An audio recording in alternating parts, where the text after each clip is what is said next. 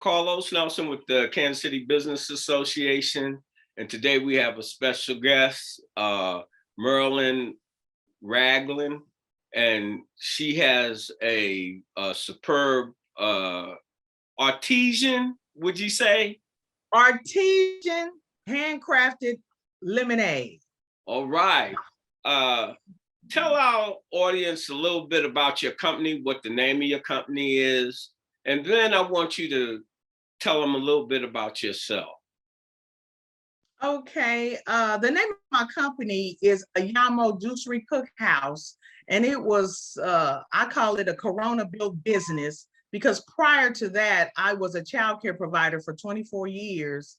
And when the Corona or the COVID-19, this virus took over the world, everybody was scared and a lot of people retreated to their homes, and all of my customers were at home, and I had to create another type of business to be able to be self-sustaining and to help my family, to survive. So what I did, I've been juicing for like 20 plus years, like since '02.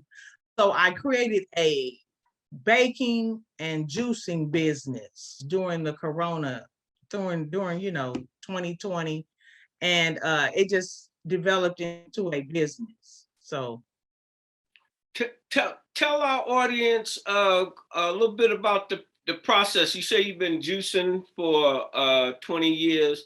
right. What's the difference in your product and the product that we go in the lemonade aisle or the juice aisle and soda aisle?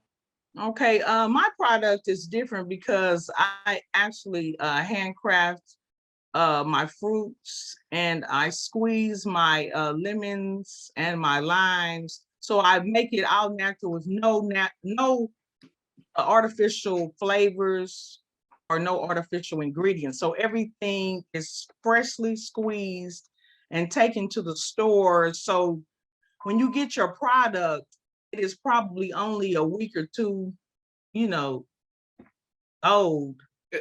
And it lasts about 3 months on the shelf. But it normally, when I first bring it in, it's freshly squeezed and made at that time. And I wanted to make a product that was real and natural and had actually tasted like the fruit. Talk to me and our audience in reference to where your product is located, and talk a little bit about how you were able to get your product located in the locations where consumers can purchase it. Okay. Basically how I got into the stores, I went with a friend of mine who was already in the stores. I don't know if you know about Baby Sis Sassy Salsa.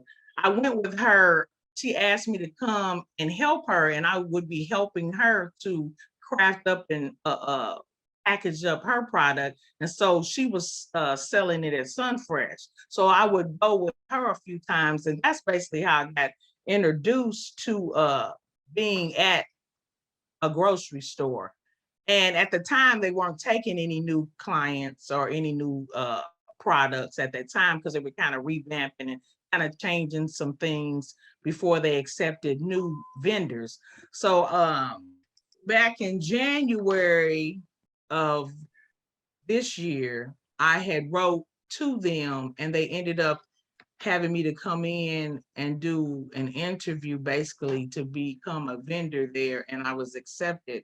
And that's how my product started at a chain grocery store. And then from there I went over to Sunfresh on the Westport, and I did the same exact thing. I wrote to them and I had a meeting with them, and then they accepted my product.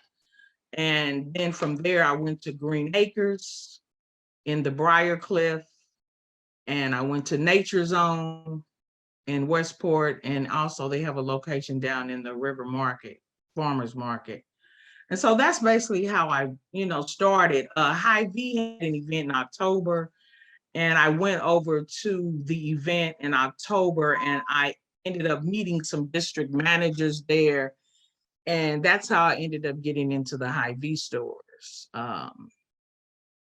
So basically, if you just have a will, and persistence and determination and discipline, you can basically do anything, that you put your mind to it. You don't want to let anyone stop you, block you, or try to say that it can't be done until you actually get out and produce something, product, or whatever you have that you're wanting to get out and market. You have to put a plan together and just go around until somebody accepts you. A lot of times you're going to get no's.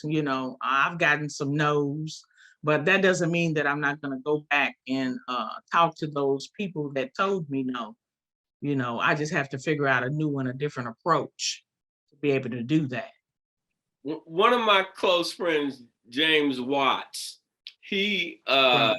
Right. was in marketing and all of that. I'm saying for years, Right. he would say, Carlos, the same one that tell you no today, tomorrow they might tell you yes. Correct. And you have given encouragement from my point of view. I talked to you off camera, to young entrepreneurs, and especially young women, to know that you can make it. But the main thing is you got to want to put the work in. Yeah, and it's a lot of work. I know people don't see all of the work. You just see that the product's there and the person probably, on the shelf or whatever. But it takes a lot of work. I mean, you have to go and always, do some vending events at all the different stores. Like at all of my locations, I take the time out to go to those stores, whether it be big or small, and set up and get people to sample and taste my product because it's new, and because I don't have the marketing monies that larger organizations or companies or corporations have. I have to put in a lot of on the ground work, boots on the ground, meeting people, talking to people, they trying the product. So you have to do that over and over and over again, because it's hundreds and hundreds of people that go in and out of the stores. So therefore you got this opportunity to present your product to all these different people. And that is the blessing, and that seems like it just since Corona has like rebooted the world. And now in the city, it seems to be like it's so accepting to have local products. People are so sick and ill, and have health issues, and they're wanting to change the way they purchase products and change what they're eating. A lot of people don't want to consume all those artificial colors, flavors, or high fructose corn syrup products. So this is really a great time if you're having anything that's natural, and handmade, handcrafted, that's fresh and without a lot of preservatives and chemicals. This is a time to get those products out here and moving and going. What I'd like to ask you also, before we wrap this up, is talk about some of the people in your life that influenced you to, become who you are, and Oh, give them props. okay. Of course, my mother, my father, and my nuclear family, as well as my extended family. My mother comes from the South, born in Louisiana, raised in Arkansas. So they were a close-knitted family. So I had a lot of aunts and uncles to encourage me. A lot of them were self-employed, the ones that I was around. My father also had started a printing company and business, so he was gifted in doing that. It was never a time that my parents ever said that you can't do this. Whatever I wanted to achieve or do, they wouldn't knock me for it. They would let me go on and try and do that.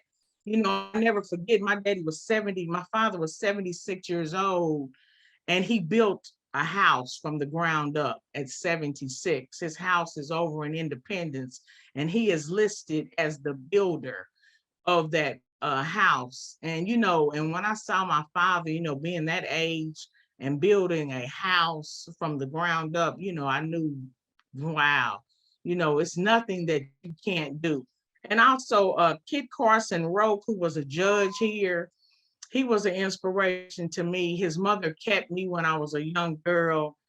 And so I always hear her, speaking. She was strong for women to get out there and do it. And my mother didn't drive until I was 7.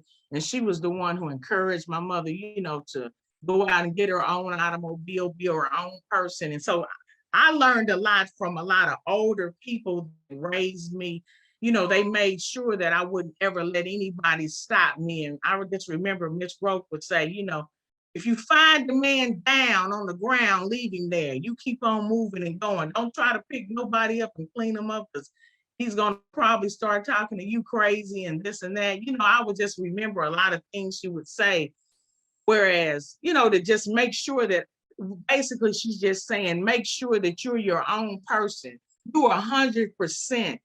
You don't have to have anybody to make you a whole person. She was one of my personal friends, along with Inez Kaiser, who served on the Full Employment Council. We were founding board members, and Inez had the first Black-owned women's public relations firm in the United States, and both of them had influence on me also. Right.